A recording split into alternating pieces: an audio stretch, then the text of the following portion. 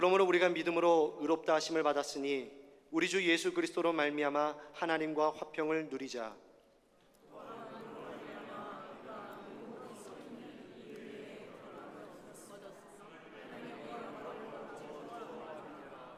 다만 이뿐 아니라 우리가 환난 중에도 즐거워하나니 이는 환난은 인내를,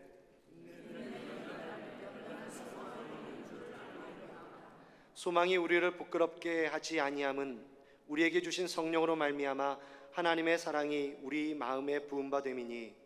다 같이 합니다. 우리가 아직 연약할 때 기약대로 그리스도께서 경건하지 않은 자를 위하여 죽으셨도다. 아멘. 좋으신 아버지 하나님, 여러분들 뵙고 또 함께 예배할 수 있어서 너무 좋습니다. 특별히 오늘 아주 많은 어려움과 또 근심 가운데 주님 앞에 기도하고 있는 우리 우크라이나의 정한규 선교사님, 또 사모님, 그리고 우리 중국의 김옥규 선교사님, 또 우리 김사라 선교사님 함께 예배할 수 있어서 너무 감사합니다. 거룩하신 아버지 하나님, 주께서 함께 하심으로 오늘 이 예배를 통하여 제가 준비하고 전하는 설교, 사람의 말이라면 무슨 큰 힘이 있겠습니까?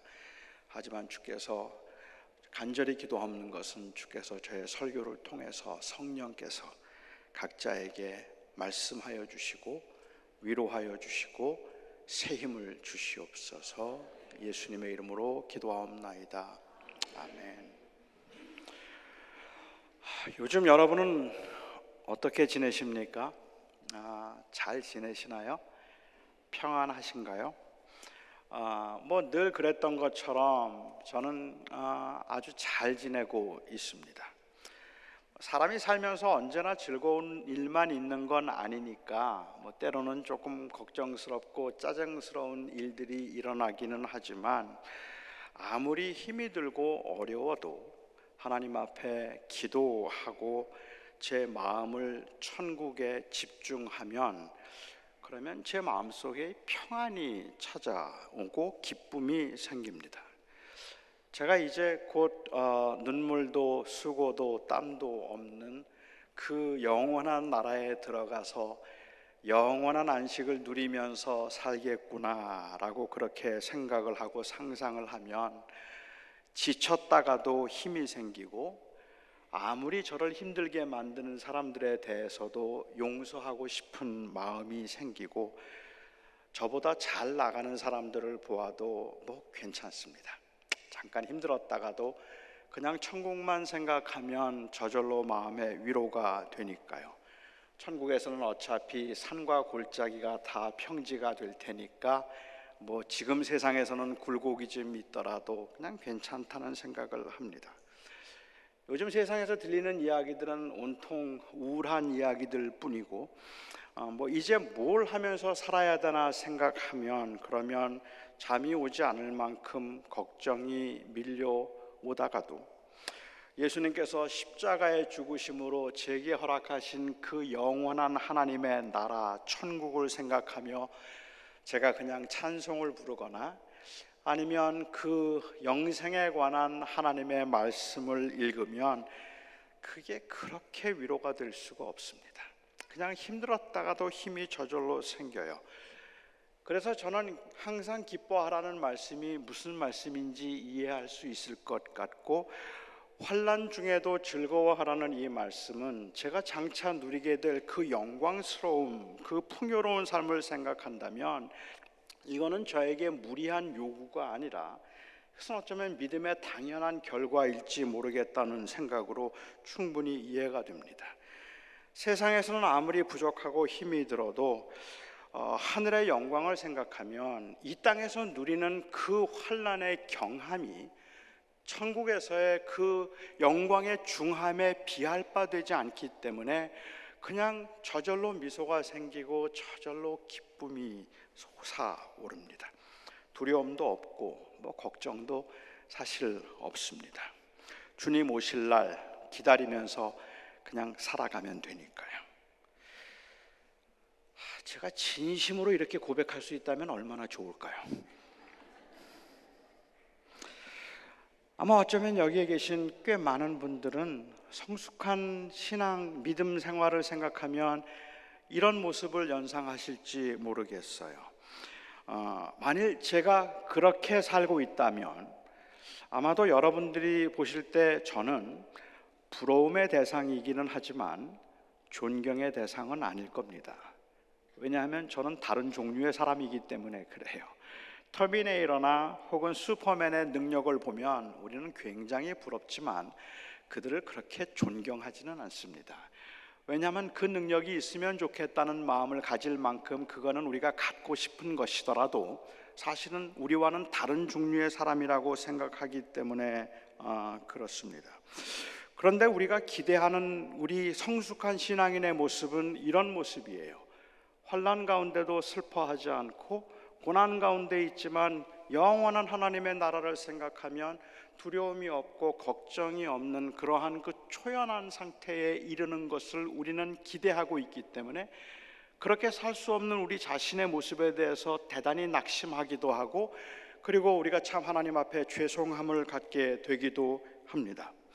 저는 오늘 누가 이런 삶을 과연 살 수 있을까라든지 어떻게 하면 우리가 이렇게 살 수 있을까 하는 것을 논하기 전에 이것이 정말 우리가 기대하고 있는 성숙한 신앙인의 모습일까 하는 것부터 먼저 생각해 보고 싶습니다.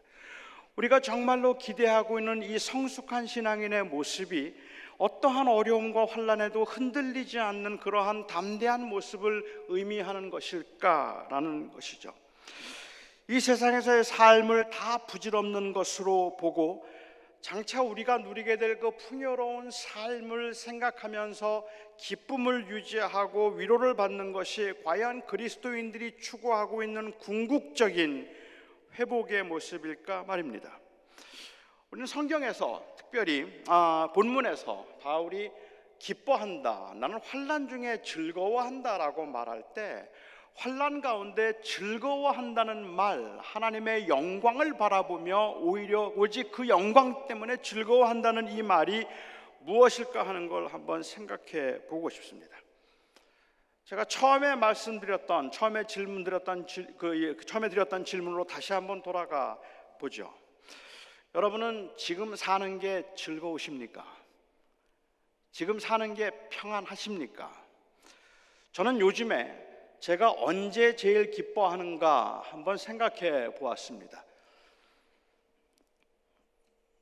저보다 연로하신 분들이 여기 계셔서 조금 죄송하기는 합니다만은 인생에 낙이 없다고 생각할 나이가 가까워지니까 마음이 설레도록 기쁜 일도 별로 없고요, 그 기쁨도 그렇게 오래가지 않습니다.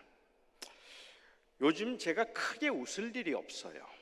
제가 그냥 즐겁고 웃을 때는 저희 손녀들과 화상 채팅할 때입니다. 손녀들 화상으로 보면 그러면 그냥 저절로 웃음이 나고 허허해요. 소셜 시큐리티 연금 나오는 날 마음에 여유가 생겨요. 그리고 이번 달도 또 살았구나 하는 생각을 하게 됩니다. 제가 텍사스에서 가끔 우버를 하는데 이 팁을 많이 받는 날, 그날 저는 기분이 아주 좋아서 콧노래가 나옵니다. 우버가 돈을 그렇게 많이 버는 일이 아니에요. 그래서 저는 혹시 여러분들이 우버를 사용하시는 경우가 있다면 팁 좀 주세요. 팁 받았을 때 기분 정말 좋아요. 그리고 참 힘이 나거든요. 근데 참 팁들을 안 주시더라고요. 제가 너무 속물 같나요? 물론 이런 그 잠시의 기쁨도 제 아내의 잔소리 한마디에 그냥 한 번에 사라져 버릴 수 있기 때문에 사는 게 낙이 없다 하는 말이 정확한 표현일 것 같습니다. 기쁨이 단지 이런 감정의 문제라면 혹은 마음 상태의 문제라면 기쁨은 아직 많은 것을 경험하지 않은 젊은이들의 것이라고 말하는 게 조금 더 맞을 것 같다고 생각합니다.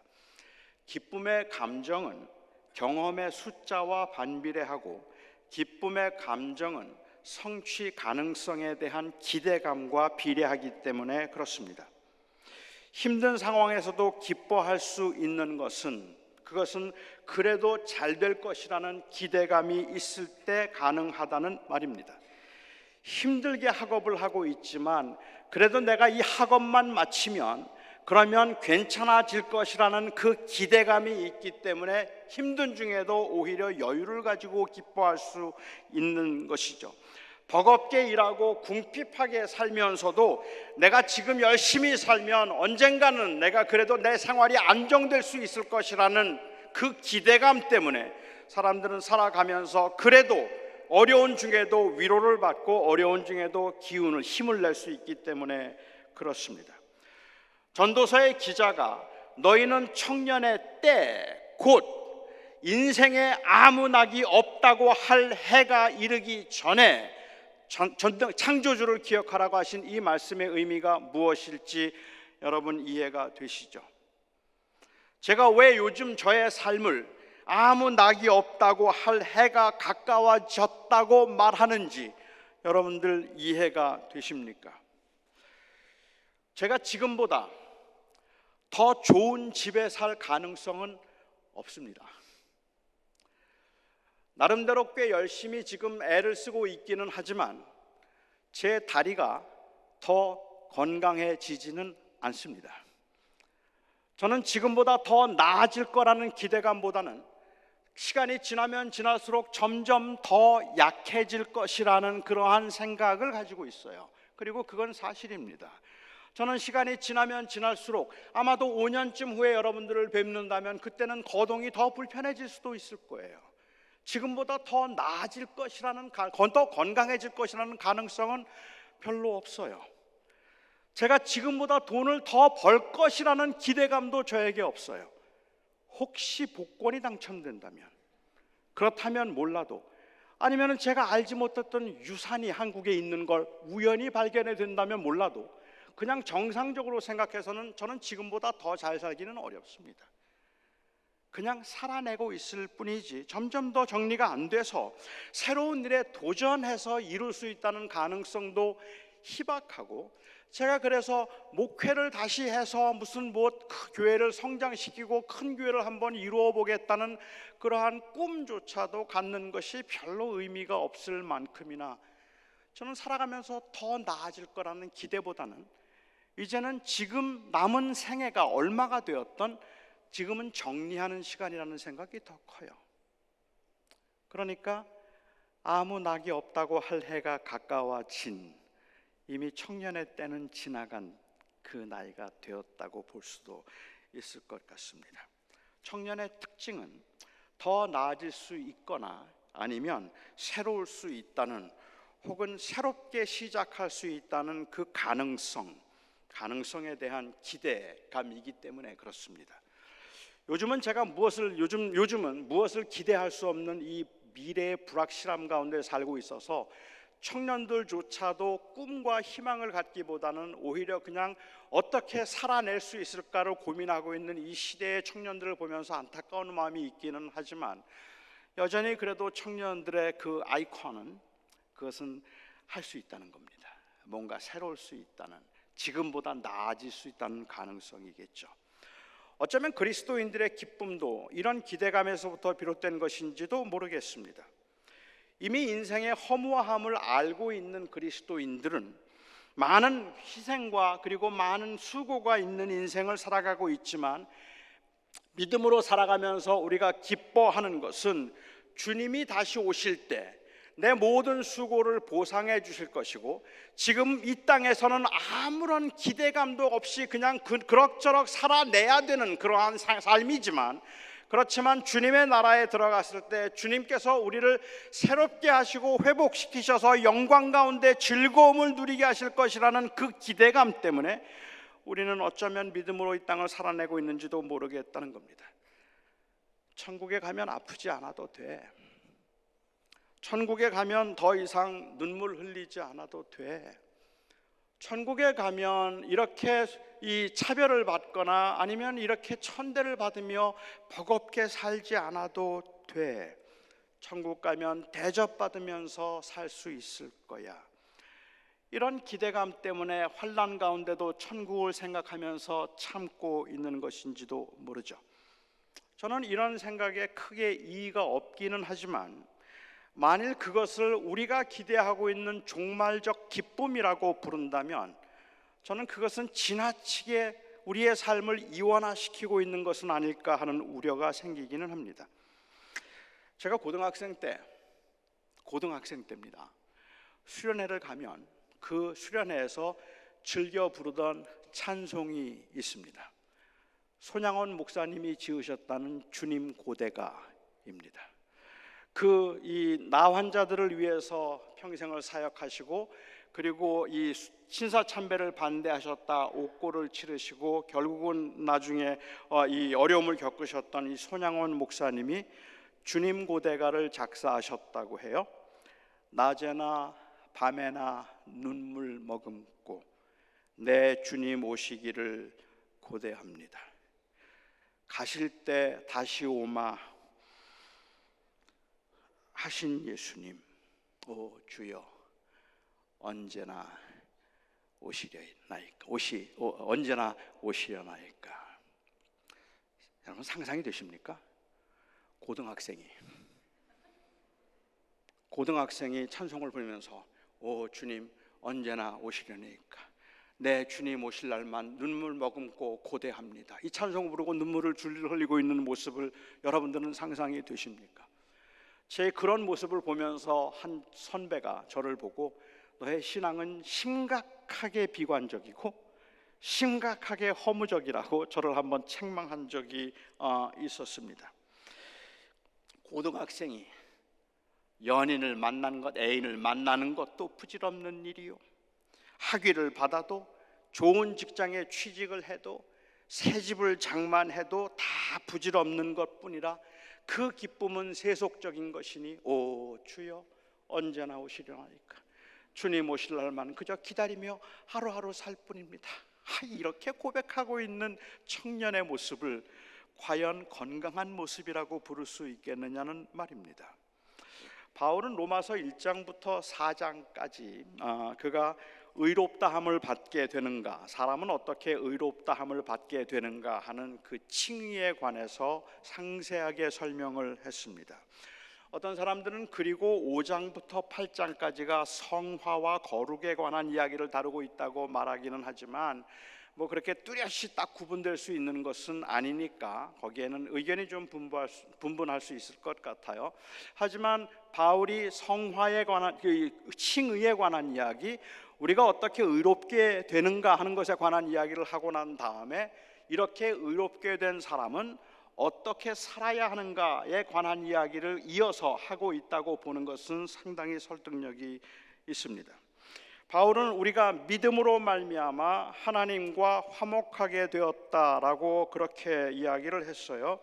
우리가 그리스도 때문에 의롭다함을 받았기 때문에 이 의롭다함을 받는 은혜에 들어가게 되었으니 이제는 우리가 하나님의 영광을 인하여 그 영광을 심히 즐거워한다라고 이야기합니다. 그렇다면 도대체 우리가 의롭다함을 받았다는 말은 무슨 말일까요? 의롭다함을 받았다, 하나님과 화목하게 되었다, 그 은혜에 들어가게 되었다는 말이 결국은 구원을 받았다는 말이고 결국은 우리가 천국에 들어가게 되었다는 말이잖아요. 구원을 받았다는 말은 결국은 우리가 죽어서 천국에 갈 수 있게 되었다는 말로 이해할 수 있는데, 이 천국은 더 이상 눈물도 없는 것이고 고생도 없는 것이고 수고도 없는 곳을 의미합니다. 그래서 많은 사람들은 도대체 눈물도 없고 수고도 없고 땀도 없는 이 천국에서는 뭘 하면서 살까, 그 천국에서는 무슨 기쁨이 있을까 하는 것을 궁금해하기도 하죠.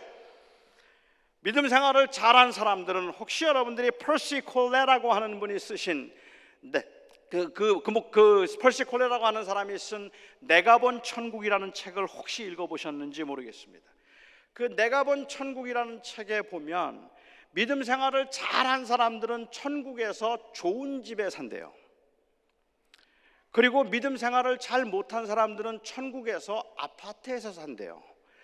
아파트에 사는 게 뭐가 문제인지 전 잘 모르겠지만 아무튼 그런 차별이 있을 거라는 거예요. 천국에 가면 믿음 생활 잘한 사람들은 고급 리무진을 타고 다닌대요. 그리고 믿음 생활을 잘하지 못한 사람들은 버스를 탄대요.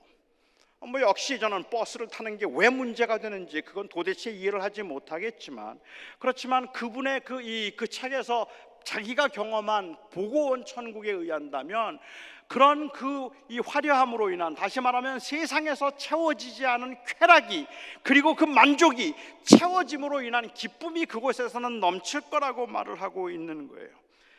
그렇게까지 허황되게 생각하지는 않는다 하더라도 천국에서는 하루에 5번씩 최고의 질로 드리는 예배가 있고, 달콤하고 새콤하고 한 번도 먹어본 적이 없는 것 같은 그 과일들을 원하는 대로 먹을 수 있고, 게임하고 싶을 때 게임하고, 자고 싶을 때 자고, 놀고 싶을 때 놀 수 있고, 그곳에 모인 사람들과는 항상 사이좋게 지내면서 항상 즐겁고 유쾌한 삶을 살게 될 것이라는 기대는 교인들이 제법 많이 하고 있는 것 같아요. 그래서 저희 학생들에게 제가 천국 가도 공부를 해야 된다 그러면 천국 안 간다 그래요. 그런 거 안 해서 천국에 간다고 생각을 하기 때문에 그렇죠. 제 아들이 한 번은 천국 가도 게임을 하느냐고 물은 적이 있습니다. 할 수 있느냐고 물은 적이 있어요. 그때 제가 천국의 삶은 게임을 할 때 느낄 수 있는 그 쾌감과 즐거움보다 훨씬 더 큰 기쁨과 쾌감을 주는 곳이 천국의 삶이다라고 말해 주었던 기억이 있습니다.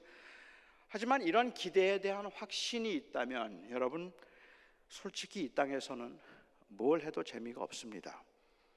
아니, 조금 더 냉정하게 말한다면 이미 그런 쾌락적인 삶이 가져다 주는, 그 반복된 삶이 가져다 주는 그 지루함을 경험한 사람들은 천국의 삶에 대해 기대가 없어요. 그렇게 사는 건 뭐가 그렇게 기뻐요? 영원히 그렇게 산다면 그게 뭐 그렇게 즐겁겠습니까? 물론 천국에 가면 날마다 기쁨이 새로워질 것이라는 특별한 경험을 이야기하고 있기는 합니다만은, 그렇다 할지라도 저는 과연 우리가 말하고 있는 이 구원이 정말로 그 쾌락의 회복을 의미하는 것일까 하는 데는 좀 문제가 있다고 생각을 한다는 말입니다. 구원이란 5장에서 바울이 설명한 것처럼 이것은 하나님과 화목하게 되는 것입니다. 사도 요한은 이것을 하나님의 자녀가 되는 권세라는 말로 표현을 했습니다. 그러니까 구원이라는 것은 회복입니다.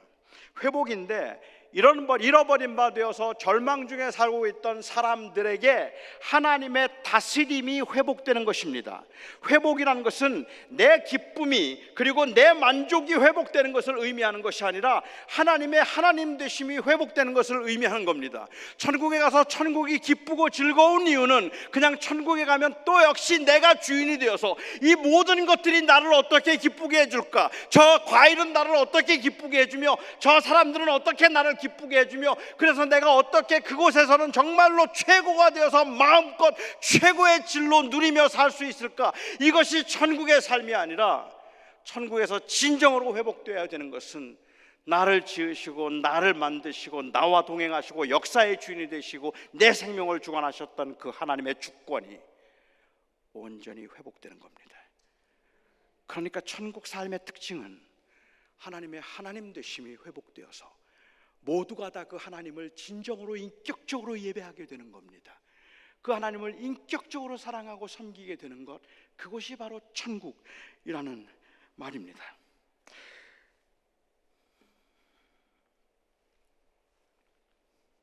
천국에서 우리가 정말로 기뻐하게 되는 것은요, 천국에서 우리가 기뻐하게 되는 것은 우리의 편안함 때문에 오는 기쁨이 아니라 하나님의 다스림 때문이라는 말이죠.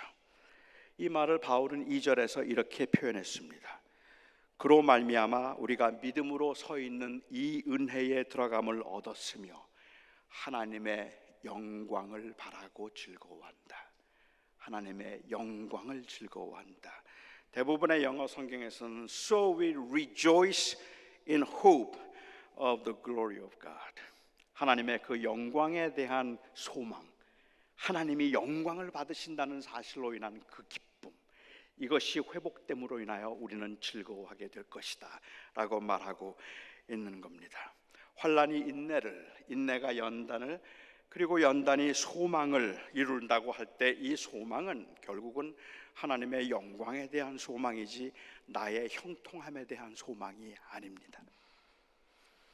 우리가 궁극적으로 추구하고 바라는 것, 이 땅에서 잃어버리만 되었던 하나님의 백성들이 궁극적으로 추구하고 바라는 것은 하나님의 다스림입니다. 내 삶을 내가 내 삶에서 내가 얼마나 기쁠까가 아니라 내 삶에 어떻게 하나님의 다스림이 드러날 수 있을까? 그게 어쩌면 우리들이 가지고 있는 그 소망이라는 말이죠. 단순히 고난을 당해도 천국을 생각하면 그러면 그냥 웃을 수 있고 하하할 수 있고 즐거울 수 있다는 그러한 말을 하고 있는 게 아닙니다. 환난 중에 있으면서 웃을 수 없습니다. 고난 가운데 있으면서 여유를 가지고 그렇게 농담 쉽게 할 수 있지 않습니다. 대부분의 사람들은 그게 어렵습니다. 바울이 환난 중에 즐거워한다고 말할 때 여기에 바울이 사용하고 있는 즐거워한다는 이 단어는 바울이 평소에 사용하던 단어가 아닙니다. 평소에 항상 기뻐하라 말한다든지 나는 주 안에서 기뻐한다 말한다든지 자기가 기쁘다고 말할 때 사용했던 그 단어를 바울은 사용하지 않고 오히려 우리가 환난 중에도 기뻐한다고 즐거워한다고 말할 때 사용했던 이 단어는 아주 독특한 헬라 단어입니다. 이 말을 직역하면 자랑한다는 말입니다. 인정한다는 말입니다. 다시 말하면 내가 환난 중에 즐거워한다는 말은 내가 비록 환난 중에 있지만 그럼에도 하나님의 다스림을 인정하겠다는 말입니다. 그 환난 가운데 있지만 그럼에도 하나님의 다스림을 내가 부끄러워하지 않겠다는 말이에요. 세상 사람들은 조롱하면서 너 하나님 믿는다면서 뭐 그렇게 사느냐고 말하고, 너 하나님 믿는다고 하면서 왜 그렇게 맨날 아프냐고 말하고, 하나님이 지금 주무시는가 잠들었는가, 어찌하여 하나님이 너를 환난에서 건져주지 못하는가 조롱하고 비웃고 하나님을 저주하고 죽으라고 말하지만 그들 앞에서 내가 환난 중에 즐거워한다라고 바울이 고백하고 있는 것은 나는 그 가운데도 환난 중에도 하나님을 부끄러워하지 않을 겁니다라는 말입니다. 그리고 하나님의 다스림을 여전히 인정하겠다는 말을 즐거워함이라는 단어를 사용하고 있다는 거죠. 그 후에 바울은 재미있는 말을 합니다. 저는 바울의 말에도 오해가 좀 많다고 생각하는데 바울의 의도는 고난이 어떻게 우리에게 유익한가를 말해주기 위한 것보다는 고난 중에 우리는 어떻게 살아야 되는가 하는 것을 말하고 있는 것인데, 우리는 오늘 본문을 보면서 고난이 우리에게 주는 유익에 관해서 더 많은 생각을 하고 있는 것 같아요. 그는 환난 중에도 우리가 기뻐한다고 했는데, 즐거워한다고 했는데, 이는 환난은 인내를, 인내는 연단을, 연단을 소망을 이루기 때문이라고 했습니다. 이 말은 마치 우리가 환난을 통해서 인내를 얻게 되는, 유익을 얻는다는, 환난이 유익한 이유는 그 환난을 통해서 우리가 인내심을 갖게 될 것이라는 말처럼 그렇게 들릴 수 있어요. 저는 여러분들에게 한번 직접 묻고 싶어요. 여러분들은 인내심을 얻기 위해서 고난을 당하라고 하면 당하시겠습니까? 인내심을 얻기 위해서 고난을 당하라고 한다면, 그렇다면 그 고난을 기꺼이 받으시겠습니까? 저는 아닐 것 같아요.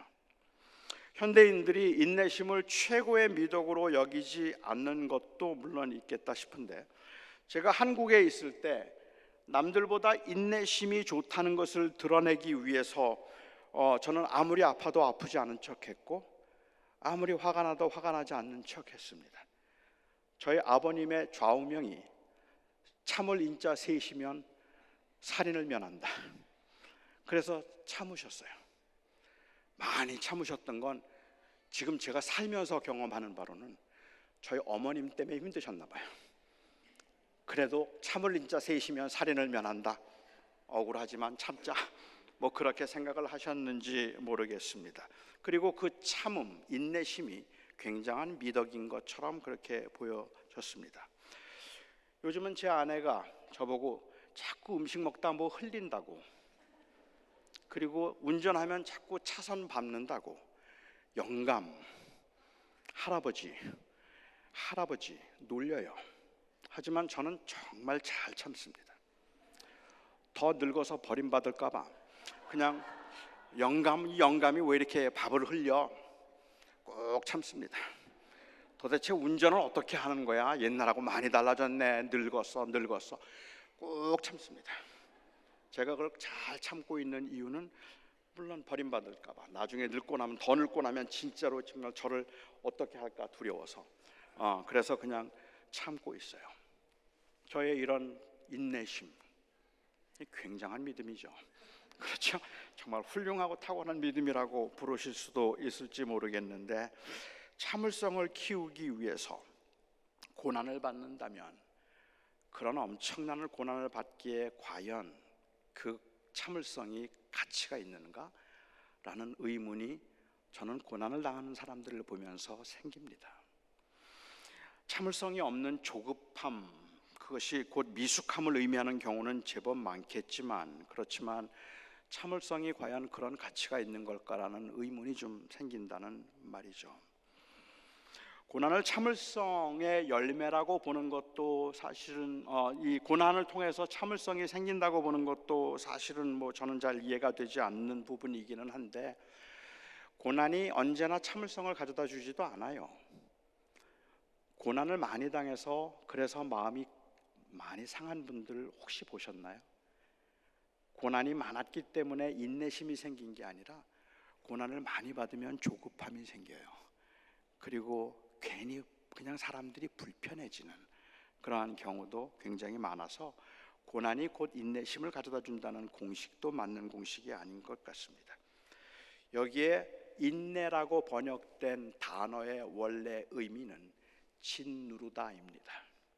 그러니까 이 감람류를 뽑기 위해서 감람 열매를 틀에 넣어놓고 그것을 짓눌러서 그 기름을 짜는 것, 그리고 포도를 넣어서 포도를 짓눌러서 포도즙을 짜내는 것, 이것을 인내라는 단어를 쓰고 있어요. 그러니까 여기에 환난이 인내를 낳는다는 말은 환난은 우리를 짓누른다는 말입니다. 우리를 짓눌러서, 그래서 우리로 하여금 감당하기 어려울 만큼 힘들게 만든다는 말이에요. 그러면 그 환난은 인내를, 그리고 인내가 연단을 이룬다라고 얘기하는데, 여기에 연단이라는 단어를 글쎄 제가 생각하기엔 좀 애석하게도 많은 영어 성경들이 여기 연단이라는 말을 캐릭터라고 그렇게 이 번역을 했습니다. 저는 한글 성경이 연단이라고 번역한 것이 더 마음에 들기는 합니다. 그러니까 고난을 당하면 인내심이 생겨서 그 인내심이 성숙한 인격을 이룬다라고 그렇게 생각을 하는 거죠. 하지만 여기에 이 연단이라는 단어는 사실은 풀무질을 하다, 담금질을 하다, 그런 뜻입니다.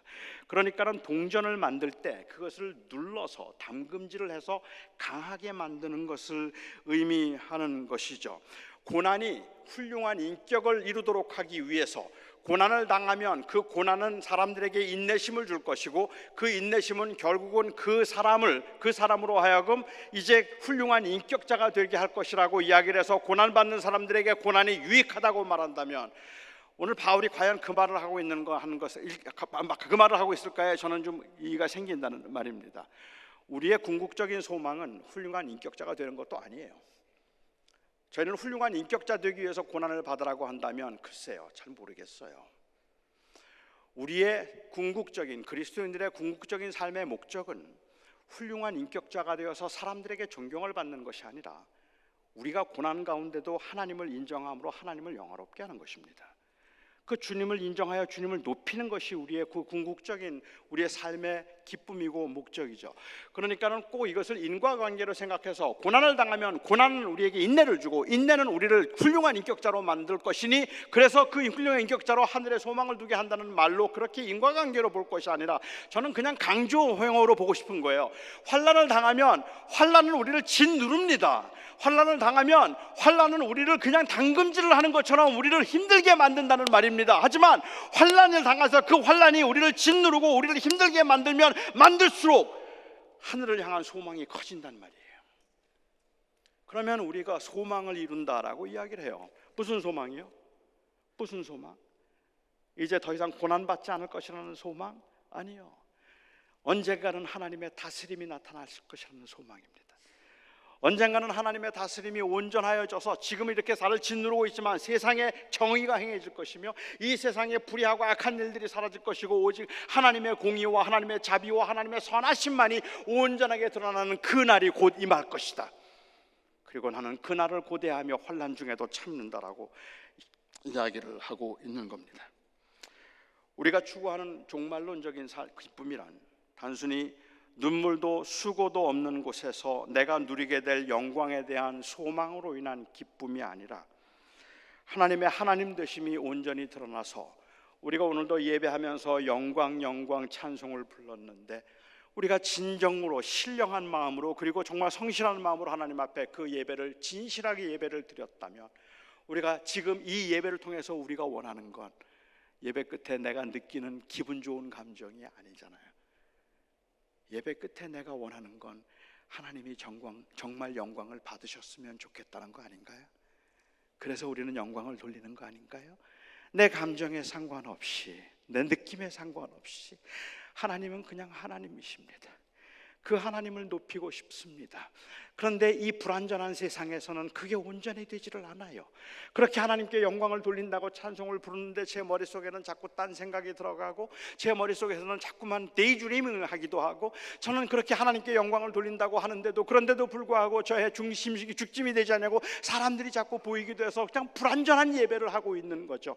이렇게 불완전한 예배를 하나님께 하면서 그 하나님을 예배하고 싶은 궁극적인 마음이 있기 때문에 우리가 기대하는 건 내가 천국 가면 주님의 다스리심이 온전히 드러나면 그날은 주님의 이름이 높임이 들림을 받을 거야. 저와 여러분이 이 땅에 살면서 예수의 제자로 하나님의 회복이 되었다고 우리가 회복되었다고 말할 때 저는 제가 회복되었다는 말의 의미가 그냥 단순히 죽어서 천국 가서 편안하게 살 것을 의미하고 있는 것이 아니라 하나님의 하나님 되심이 내 삶 속에서 회복되어서 나는 비록 연약하고 나는 비록 부족하고 나는 매일 흔들리는 자이고 나는 세상에서 정말로 아무것도 아닌 것처럼 그렇게 살아가는 연약한 인간이라 할지라도 하나님이 내 인생의 주인이십니다. 하나님만이 내 인생의 주인이십니다. 이 고백은 진실하단 말이에요. 그리고 그 진실한 고백 때문에 우리는 내 인생에서 하나님의 다스림이 드러나기를 원하고 하나님의 다스림이 드러나도록 하기 위해서 하나님의 통치가 나타나도록 하기 위해서 내가 잠시 고난을 받는다면 그리고 그 고난이 나를 짓누르기도 하고 고난이 나를 당금질을 하고 풀무질을 해서 나로 하여금 견디기 힘들게 만드는 순간이라 할지라도 그 가운데도 내가 오히려 기뻐할 수 있으면 하나님의 다스림이 온전해질 것이기 때문이다. 그날 그 다스림이 온전해질 것이니 나는 그날을 고대한다라고 이야기하죠. 바울이 이 이야기를 지금 왜 하고 있을까 하는 것이 궁금하지 않습니까? 이미 말씀드린 것처럼 5장부터 8장이 그러면 어떻게 살아야 되는가에 관한 이야기를 하고 있다면 그리고 종말론적인 기쁨이 주님의 주권의 회복으로 인한 기쁨을 의미한다면 그 다스림을 기대하는 사람들은 이 세상에서 어떻게 살아야 할까요? 이 땅에서 고난을 당할 때 어떻게 살아야 할까요? 이 땅에서 형통하여서 다른 사람들이 부러워할 만한 인생을 살게 될 때 그때 어떻게 살아야 할까요? 이 말은 하나님의 영광의 소망 안에서 하나님의 다스림을 자랑하고 부끄러워하지 말라는 의미라고 말씀을 드렸습니다. 따라서 이것은 그 고난과 환난 중에 하나님의 다스림을 인정하라는 말입니다. 하나님의 다스림을 인정한다고 우리의 삶이 언제나 항상 하하호할 수 있는 기쁨에 있는 것 아닙니다. 저는 이미 여러 번 여러분들에게 목회하는 중에 간증을 드렸지만 저는 정말로 강하고 싶었습니다. 제가 태어나서 8개월부터 소아마비 장애를 가지고 살았으니까 하나님께서 저를 강하게 해주시기를 위해서 저는 기도했었고 제 다리를 고쳐달라고 기도했고 제 다리가 고침을 받고 그 기도의 응답으로 다리가 고침을 받는 것만이 제가 누릴 수 있는 기쁨의 원인이라고 생각했습니다. 그리고 하나님께서는 어느 날 저에게 고쳐주지 않겠다고 말씀하셨어요. 나는 너를 강하게 하지 않겠다 말씀하셨습니다. 그 대신에 내가 너의 강함이 되어줄 거다. 내가 비록 네 다리를 고쳐주진 않지만 그래서 너는 나 없이는 못 산다. 비록 내가 고난 가운데 있다 할지라도 하나님이 나를 다스리신다면, 정말로 하나님이 나를 다스리신다면 주님 괜찮습니다. 고쳐주지 않으셔도 그래도 하나님이 내 하나님이 되어서 내 곁을 지켜주신다면 저는 괜찮습니다. 그 고백을 저는 했습니다. 그리고 저는 그때 문제가 다 해결된 줄 알았습니다. 저는 제 장애 때문에 불행하다고 생각한 적이 그 이후로 한 번도 없습니다. 하지만 장애가 가져다주는 불편함은 생각하는 것보다 쉽지 않습니다. 저는 여기 뛰어 올라오는 게 제 소원입니다. 저는 여기서 마음껏 뛰어 내려가는 게 제 소원입니다. 저는 편하게, 정말 건강하게 할 수 있으면 좋겠고, 사람들이 저보고 자꾸 운동하라 그래요. 운동해야 된다고. 저의 게으름 때문이기도 하지만 저는 마음속에 항상 가는 핑계가 그거예요. 맞아요. 제가 다리만 좀 건강하면 제 안에 1시간씩 걷거든요. 언제나 혼자 걸어요. 미안해요. 같이 걸어주면 좋겠어요. 아니, 제 아내를 제가 끌고 갈 수 있으면 좋겠어요. 그러니까 그런 것들이 때로는 저를 우울하게 만들기도 하고 때로는 저를 좀 슬프게 만들기도 하죠. 내가 조금만 더 건강하면 조금 더 의욕 있게 살 수 있지 않을까라는 생각, 내 다리만 좀 낫는다면, 다리가 더 튼튼해질 수 있다면 얼마나 좋을까 하는 생각, 이런 허황된 생각들이 때로는 저에게 무슨 꿈을 꾸게 하는지 아십니까?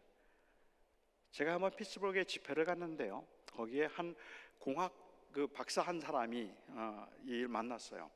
그 사람을 만났는데요, 그 사람이 저보고 그러더라고요. 목사님, 로봇에 대해서 들어보셨습니까? 자기가 그걸 연구한대요. 그러면서 저에게 웹사이트를 하나 보내줬는데, 이 로봇을 다리에 차면, 그러면 그 로봇가 제 다리가 되어서 제가 바이오닉맨처럼 뛸 수 있어요. 그 로봇가 그거 어쩌면 보험이 된다는 거예요. 진짜? 근데 그걸 차고 다니려면 아직은 기술이 개발되지 않았기 때문에 제 모습이 로봇 같아져요. 그래서 제가 그건 못하겠다는 생각이 들더라고요. 심지어는 그분이 그렇게 이야기를 하는데 제 마음속에 문득 들었던 생각이요, 그러면 혹시 내가 이 왼쪽 다리를 절단하고 거기에다 기계를 붙이면 내가 좀 마음대로 뛸 수 있나? 그 불편함 때문에 가졌던 생각이었던 것 같아요. 그렇게 되지는 않겠죠. 그 불편함이 가져다주는 아픔들은 상대적으로 굉장히 큰 것이기도 하고 때로는 우울하게 만들 수 있는 것이기도 한데, 그럼에도 불구하고 내가 환난 중에 즐거워한다는 말은, 하지만 내가 이 고난 때문에 하나님을 부끄러워하지 않겠다는 말입니다. 그럼에도 불구하고 나는 이 환난 가운데, 그 고난 가운데 있다 할지라도 나는 하나님의 다스림을 인정하겠다는 말입니다. 이 장애도 하나님의 손에 있다. 내 가난도, 우리의 약함도, 우리의 아픔도, 우리가 사랑하는 가족들을 잃어버림도, 그리고 우리가 살아가면서 경험해야 되는 그 많은 슬픔들과 그 많은 어려운 순간들도 하나님 안에 있기 때문에 나 하나님 부끄러워하지 않을 겁니다. 비록 나는 가난하지만, 비록 나는 약하지만, 비록 나는 내가 이제 어떻게 살 수 있을까를 생각하면 너무 두려움이 앞설 만큼이나 그렇게 점점 더 쇠약해져 가고 세상은 점점 더 힘들어가고 나는 아무것도 가진 것 같지 않고 준비되지 않은 것 같아서 너무 불안하고 힘들지만, 그래도 나는 내 하나님을 인정할 겁니다. 그리고 나는 그 하나님이 나의 하나님 되심을 나는 자랑스럽게 여기며 오히려 그 하나님을 높일 것입니다. 이 말이 바울이 말했던 나는 환난 중에 즐거워한다 라는 말의 의미라는 말입니다. 하호호할 수 있다는 말이 아니에요. 너무너무 좋다고 말할 수 있다는 게 아니에요. 너무 아파서 매일 눈물이 나요. 너무 힘들어서 매일 잠을 자지 못하겠어요. 그런데도 마치 팔리캅이 그가 하나님을 부인하라고, 하나님만 부인하면 살리겠다고 그 팔리캅 86세 노인을 화형대에 올려놓고 그를 불태워 죽이려고 할 때 지난 86년 동안 신실하셨던 그 하나님을 나는 부인할 수 없습니다. 이 말이 하나님의 다스림을 그 앞에서, 고난 앞에서 여전히 자랑했다는 말입니다. 그리고 그는 화형대에서 이슬로 사라졌지만 그의 생애는 하나님의 하나님 되심을 드러낼 수 있고 자랑할 수 있었던 생애였다고 감히 말할 수 있는 거죠. 바울이 내가 고난을 부끄러워하지 아니하노니 라고 그렇게 고백했던 것은 그 고난이 힘들지 않았다는 이야기를 하는 것이 아니라, 바울은 오히려 내가 그 고난 가운데에도 나는 하나님이 내 하나님인 것을 인정할 수 있다는 말이에요. 그 하나님이 나의 삶을 지키시고 그분만이 나의 주님이시라는 것을 고백할 수 있었다는 말이죠. 그래서 우리는 삶의 현장은 우리를 자꾸 원망하게 만들기도 하고 자꾸 우리로 하여금 낙심하게 만들기도 하는 현장일 수 있겠지만, 하지만 그 가운데서도 우리는 다시 일어서려고 하는 그 이유는 어떤 상황에서도 하나님은 내 하나님이시기 때문입니다. 그리고 그 하나님의 하나님 되심을 나는 결코 부끄러워하지 않으며, 고난 가운데 있다 할지라도 그 하나님의 다스리심을 그래서 나는 부인하지 않겠다는 우리의 고백이 있기 때문에 그렇습니다. 언젠가는 나아질 거라는 기대감 때문 아닐 겁니다. 언젠가는 다른 사람들보다 내가 더 좋아질 거라는 그러한 기대감 때문 아닐 겁니다. 그냥 내 인생이 하나님의 손 안에 있다는 것을 인정하기 때문일 겁니다. 그래서 어렵지 않게 사는 분들, 그분들도 하나님의 주권을 인정하기를 바랍니다. 내가 잘 되고 있는 것도 하나님의 주권 안에 있다. 내가 형통함도 하나님의 은혜 안에 있다. 나의 약함도 하나님의 다스림 안에 있다. 내가 환난 중에 즐거워하나니 환난은 인내를, 인내는 연단을, 연단은 소망을 더욱 새롭게 하기 때문에 그렇다. 고난을 당하지만 당하면 당할수록 하나님이 내 하나님이라는 이 확신이 내 안에서 점점 더 강해진다.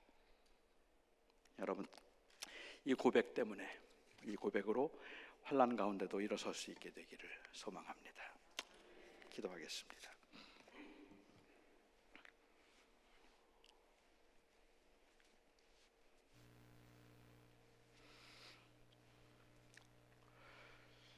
제가 일부 때도 그랬는데요,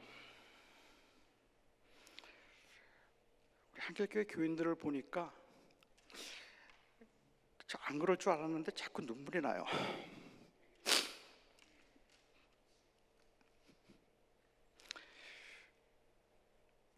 뭐 지난 4년 동안의 저의 삶도 뭐 그렇게 형통한 삶은 아니었겠지만,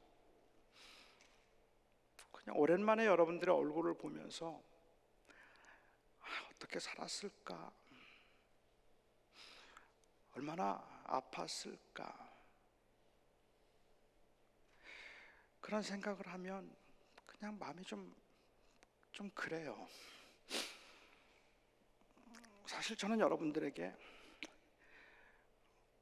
그냥 다 괜찮아질 거예요, 이제 금방 태어날 거예요, 다 좋아질 거예요, 그냥 그렇게 말씀드리고 싶어요.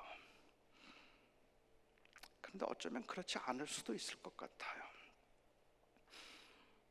저는 힘들어도, 아파도, 그리고 많이 불안해도 그래도 저 하나님 부끄러워하지 않아요. 그래도 저 하나님 부끄러워하지 않을 거예요. 그 하나님이 내 하나님이십니다. 그냥 이 고백을 여러분들이 꼭 좀 붙들었으면 하는 마음이 더 깊어지더라고요. 오늘 이 시간에 저희가 잠깐 같이 기도하는 시간을 좀 가졌으면 좋겠는데, 여러분들이 기도하면서 여러분들이 어떤 상황에 처해 있는지 그 상황을 제가 다 알지는 못하지만, 그냥 여러분들이 하나님 앞에, 하나님, 저는 하나님이 나의 하나님이신 게 부끄럽지 않습니다. 그 고백을 할 수 있으면 그게 환난 중에도 즐거워함이겠구나 하는 생각을 했습니다. 그게 그게 너무 힘드시면 그냥 고백 안 하셔도 괜찮아요. 그냥 하나님의 위로를 구하며 조용히 계셔도 괜찮을 것 같아요. 우리가 이 시간에 같이 좀 기도하는 시간을 가질 텐데, 제가 설교 마친 다음에 기도를 부탁하면 때로는 이 기도가 그냥 형식적인 기도가 되는 경우들이 참 많더라고요. 저는 여러분들에게 좀 부탁을 드릴게요. 이게 우리 스스로에게 하는 고백이어도 괜찮고 하나님을 향해서 하는 고백이어도 괜찮습니다. 환난 가운데 있는 성도들을 보면서 바울이 했던 그 말, 우리가 환난 중에도 즐거워하나니 환난은 인내를, 인내는 연단을, 연단은 소망을 이루는 줄 우리가 알미라. 저는 여러분들이 하나님 앞에 하나님이 나의 하나님 되심을 부끄러워하지 않을 겁니다. 지금 이 시간도 하나님이 내 하나님이십니다. 이 고백을 한번 해보시면 어떨까요? 그 고백이 여러분들의 마음에 큰 힘을 주실 수 있기를 바랍니다. 우리 같이 그 고백 그냥 간단하게 반복하셔도 좋으니까 우리 입술을 열고 고백하도록 하겠습니다. 함께 기도하겠습니다.